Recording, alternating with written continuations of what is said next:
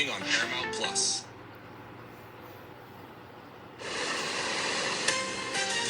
From CBS News Bay Area, this is the Evening Edition.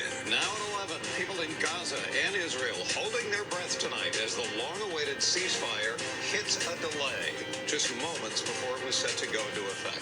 And tens of millions of Americans got message like this one a few hours ago as TikTok makes good on its promise to go dark before the ban even goes into effect. And then the message from the latest community fighting to save its local schools.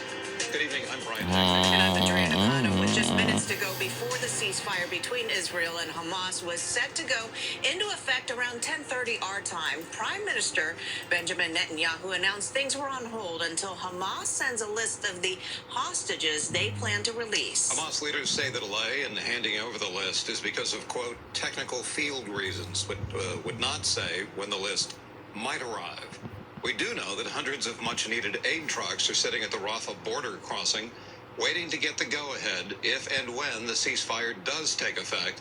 Hamas is expected to release 3 hostages in exchange for a number of Palestinians being held without charges in Israeli jails.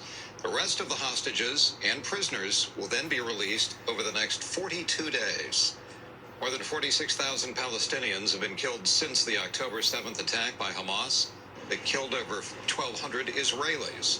Since then, 90% of Gaza's population has been forcibly removed from their homes.